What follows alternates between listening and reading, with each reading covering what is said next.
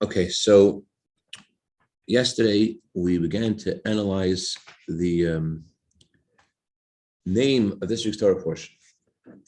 And what we discovered so far is that Vayakhel is more about the general idea that everything in the world has to be a place for Hashem.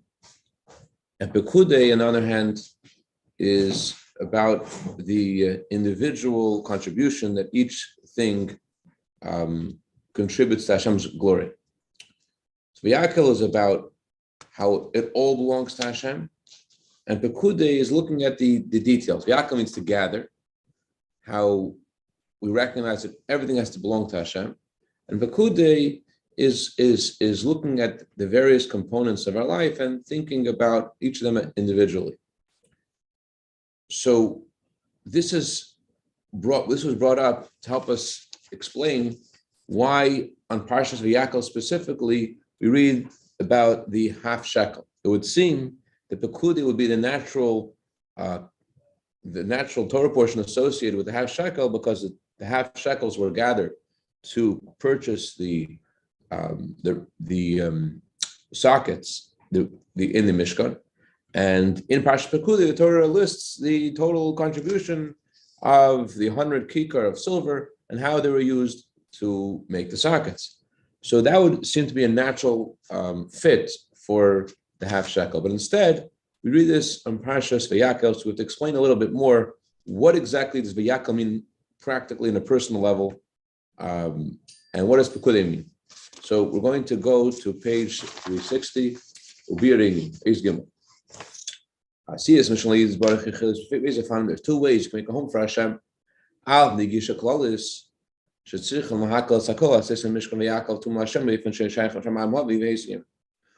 way is the approach, as we read in yesterday's Chumash, where your perspective is everything has to be used to make this place for Hashem. Everything has to be used to create the tabernacle for Hashem.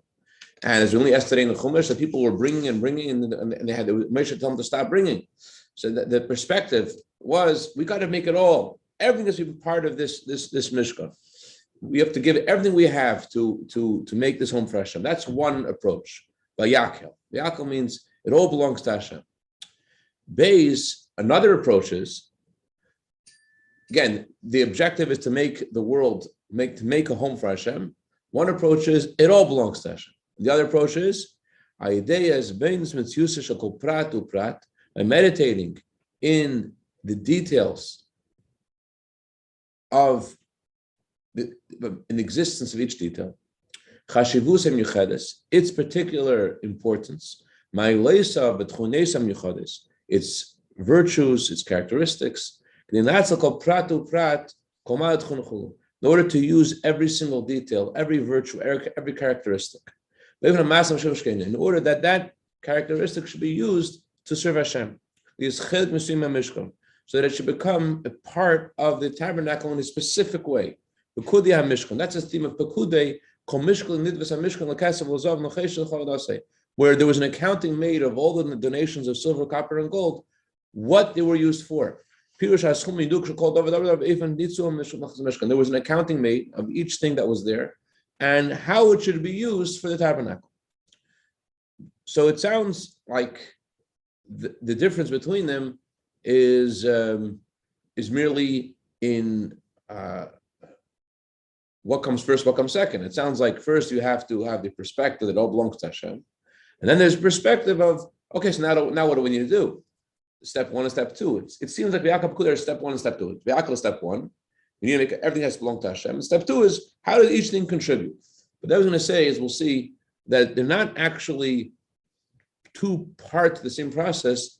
They're actually two different ways, two different perspectives, two different ideologies, two different approaches to life.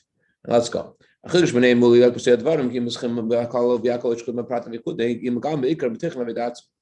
difference between them is not only what comes first, what comes second. Do we start with the general perspective that everything belongs to Hashem?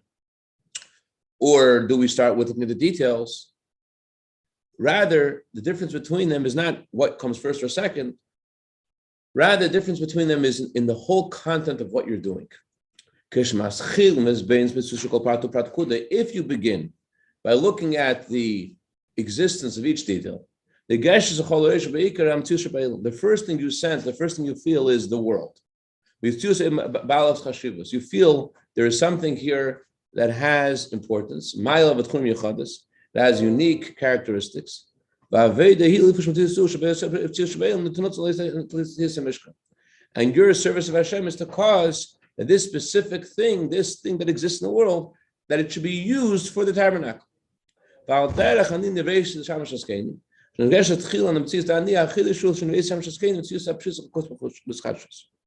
This is similar to one version of the text in the Talmud in the end of the Tractate Kedushin. One text of this goes like this. There's two different versions of the text. One version is, I was created to serve my master. So in the Pekude perspective, in the detailed perspective, in detail-oriented perspective, the first thing that you look at is the details. You look at first the world. And you say, what is this thing supposed to do? How does this thing contribute to making a home for Hashem? So in the Gemara Kedushin, the Gemara Kedushin,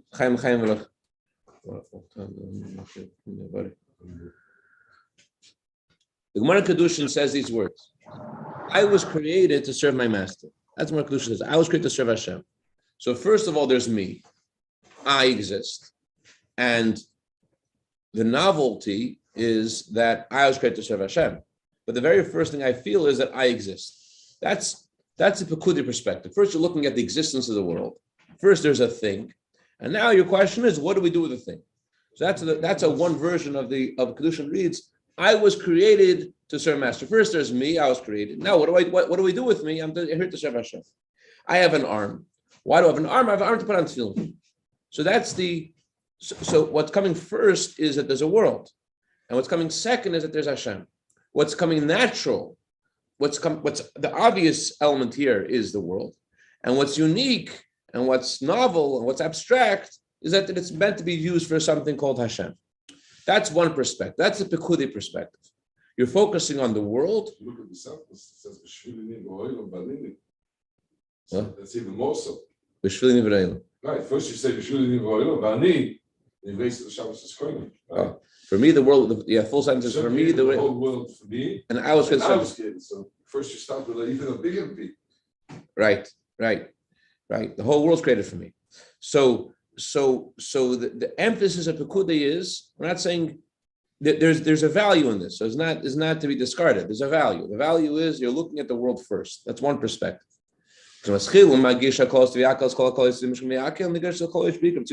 However, when the perspective is, when the approach is, everything has to be made to become a home for Hashem, what's the first thing that's felt?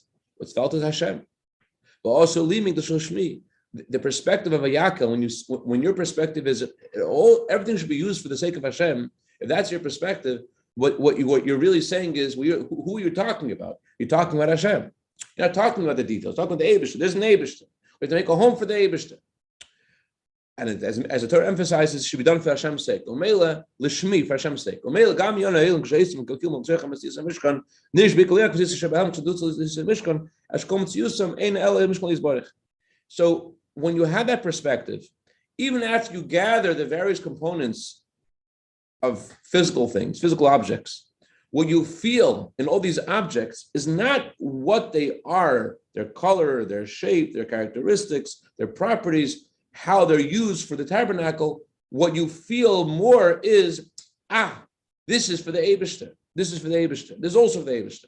In other words, what you see in the Vayakhel perspective, when you're looking at, there's a pile, right? The people brought a pile of things to be used for the tabernacle.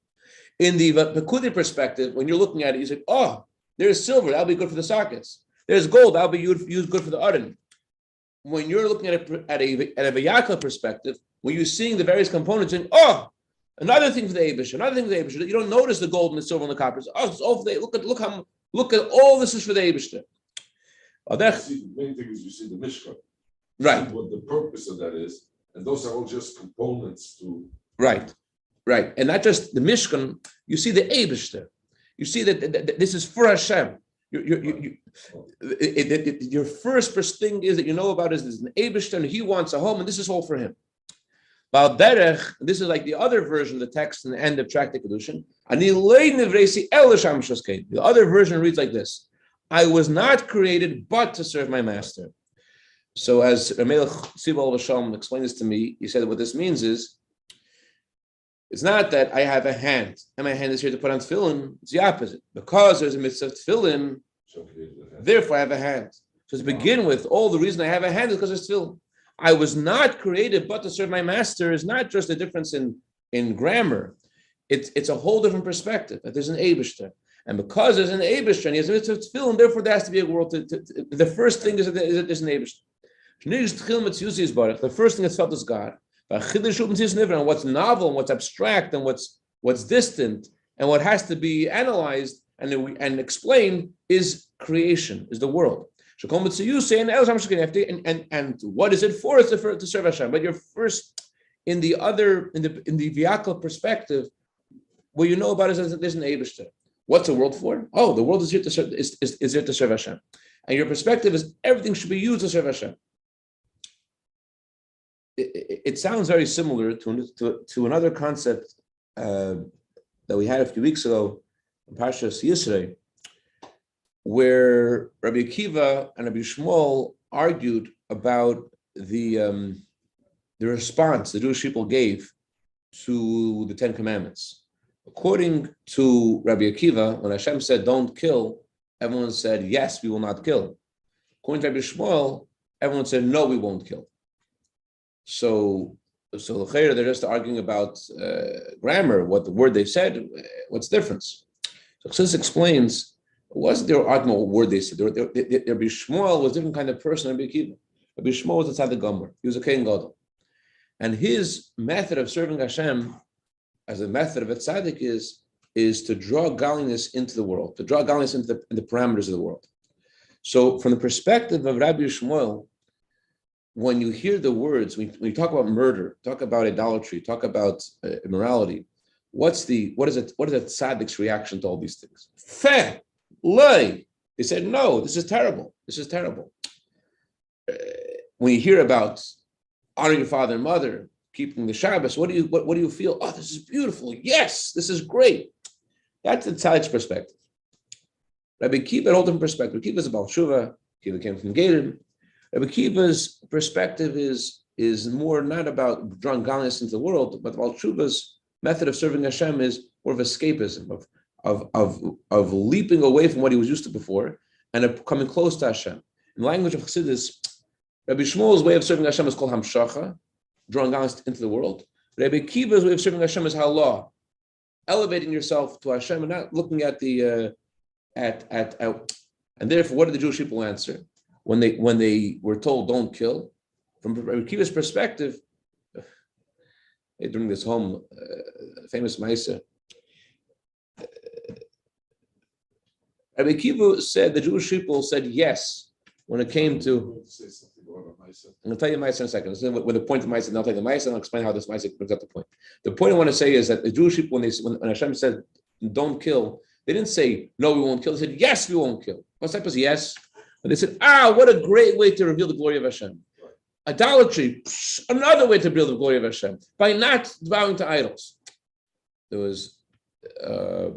it's not pushing away the negative, it's embracing the positive. They felt that Baal Tshuva doesn't look at the properties of what it is. Baal Tshuva looks at it as, another way to reveal Hashem. It's like we're saying, like Vayakhel perspective.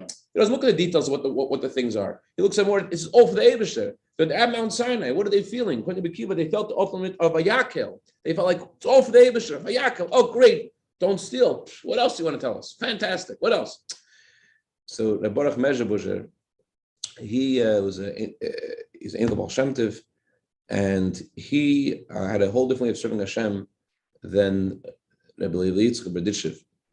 And Rabbi Yitzchak Berditchev wanted to check out Baruch Mezhebuzer and to visit him for Shabbos. Baruch Mezhebuzer didn't want him to come, You do things a whole different way. You daven all day, and you're a little too angelic for me, whatever words he used. So, that you promised that he would not do anything funny. he would try to fit in with everybody else. He wouldn't even make kiddush. He wouldn't even make kiddush. But yotze kiddush, because you have to understand that Levi's B'dishev, and any slight. Tell us how we make kiddush.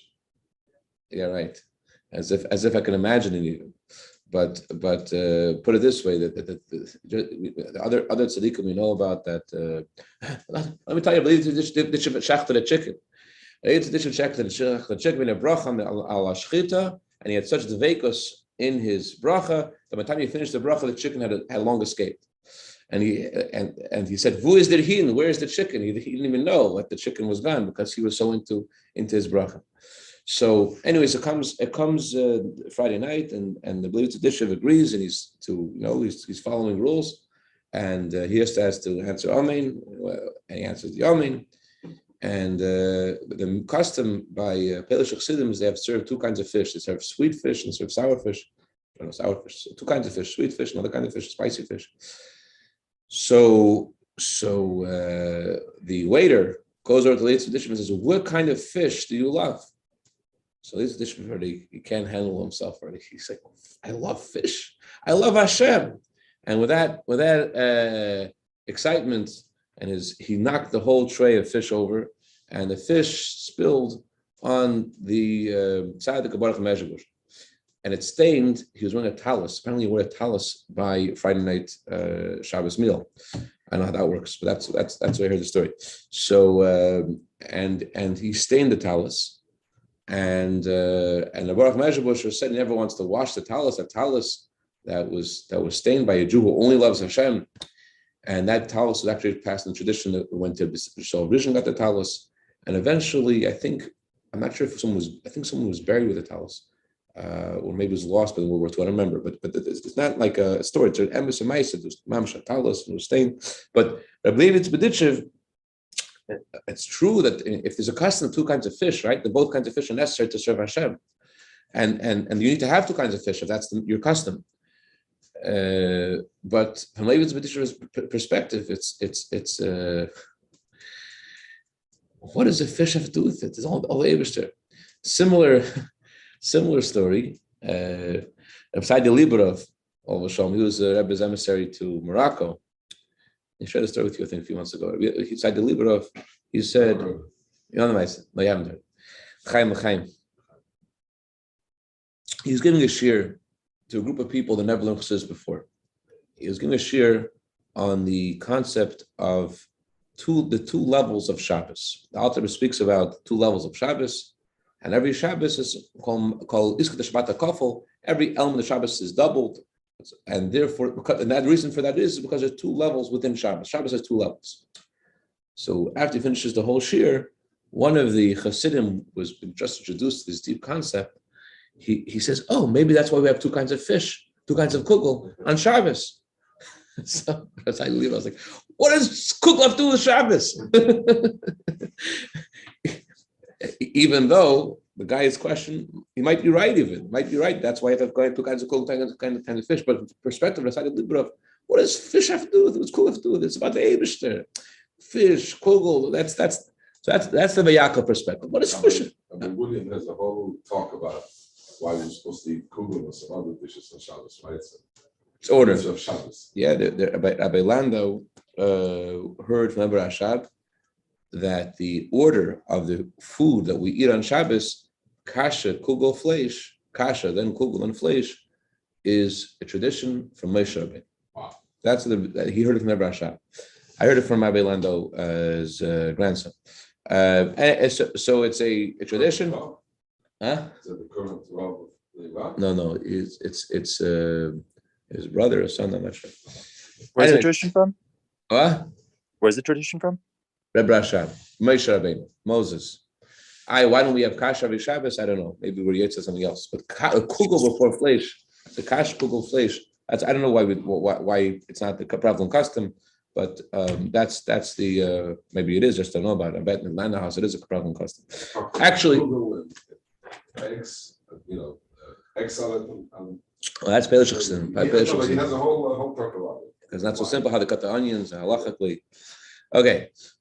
So that's the perspective of Vayakhel, not that I was created and there's me and that's to serve Hashem. Rather, perspective of Vayakhel is I don't exist. All there is the Eibishter. And why do I exist? I'm here to serve Hashem. Look at the bottom of the page. This is the difference between the words Hamshacha and Allah. Hamshacha means to draw godliness into the world. Allah means to elevate the world towards Hashem. What's the difference? Chassidus uses these words. Chassidus uses the words everything is godliness versus godliness is everything.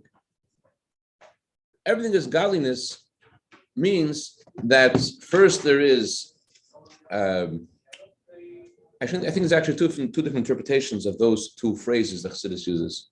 But if I remember correctly, one of them goes like this, that first there is everything, and after everything is for godliness. So you're looking how godliness has to do with everything. Another perspective is that godliness is everything. Your first reality is godliness. And what's godliness? Godliness is everything. So I think there's another interpretation that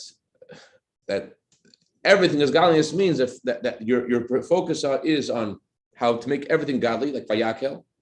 Another perspective is as godliness is everything, bringing godliness into the everything, showing how everything is godly, like the Kude, looking at the details. But the simple translation of the words sound more like that to me, to my Neanderthal ears. It sounds more like godliness is everything. Sounds like you're starting with godliness. Everything is godliness. Sounds like you're starting first with everything. So the Avodah Pekude, what's Pekude mean? Pekude means you're looking at the details of the world and you're trying to draw godliness into each detail according to its characteristics. What can this thing be used for? Oh, there's fish. Fish is for Shabbos. So you're looking at the fish. Well, let's not talk about Shabbos. Let's make it more down to earth for Wednesday morning. You have a cup of tea, and you need to reveal Hashem in a cup of tea by saying the bracha shakal nidvari. So what are you revealing? You're revealing the godly energy that's in the tea.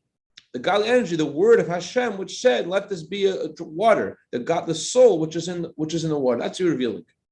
So that's hamshacha. That's drawing godliness into the components of the world. Your bracha is sending and revealing the godly energy, which is deep, hidden within the physical object, and it's being downloaded, so to speak, in the physical object, and it's becoming part and parcel of its natural reality. That's what your bracha is doing. Your bracha is drawing and revealing godliness into the physical components of the thing you're making a bracha on. That's hamshacha. That's the service of a tzaddik. That's what a mitzvah does. A mitzvah brings godliness into something which is naturally a vessel for it. That's what Allah means. That's what hamshacha means. There's something which is ready to be a vessel for it, and you're just making a vessel. Something which is. I just mentioned tea, which tea is not a mitzvah. So maybe I shouldn't talk about mitzvahs right now. But my point is not. My point is the way a tzaddik looks at a physical object. The tzaddik looks at the cup of tea as a opportunity to reveal Hashem's glory by saying a bracha. So first there's the cup of tea, and the tzaddik looks at what the cup of tea could do. With a cup of tea, I could say a bracha.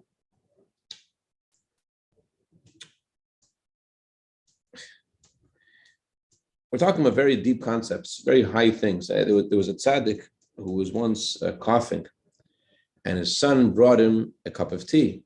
And apparently his father was then on a vacation in the world of Atzilus, the highest of all four worlds, the world which is parallel to our Shemona Esrei. And his father responds to his son and says, "My son, in Atzilus, you don't drink tea." So to which the son responded, "Yes, my dear father, but in Atzilus, you don't cough either." It wasn't just tongue in cheek. He was saying to his father, yeah, there's something that this is something that you're able to reveal Hashem's presence with right now by using this to help you stop coughing. This is needed right now. Let's look at the physical parameters of where you are and how to bring Hashem's godliness presence intervealed in this physical world. That's the hamshacha. That's drawing godliness into the world using the godly energy that's within the confines of creation. Wait, What's wasn't- Vayak? Huh? sorry. You're saying he was coughing, and so he suggested tea And his to help his father. Father said, "Natzilus, you don't drink tea." So he says, Yeah. "Dad, Natzilus, you don't cough either. If you're Isn't Natzilus, you don't cough. You're not But only he's- Natzilus. You ain't in Kansas anymore. You know what I'm saying? That's what the son was telling him. You're not in Kansas. You're coughing. You need a tea. Yeah, but if he drinks the tea, then doesn't it just reinforce the coughing? Doesn't it just reinforce that he's even further in from Atzilus? Shouldn't he just keep trying to struggle against his coughing and try to not cough and try to go back to Atzilus? So if Hashem created the reality where he's coughing, and therefore he needs a cup of tea, that means what he needs to do, based upon Dr. Bressman's advice, his doctor's advice, he has to have a cup of tea. So if he's doing it, and that means the Torah wants to have a cup of tea.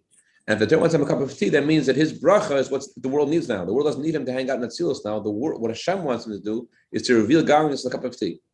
But the deficiency is, all he is revealing in the cup of tea is what the tea has inside of it. He's only revealing it in the tea, the word of Hashem, which is in the tea. On the other hand, the Vayakhel perspective, where his father's perspective was before he had the tea, was he wants to ascend. Everything belongs to Hashem. Everything Vayakhel. He wants to. That connects with godliness, which is above the world. That's where he was going.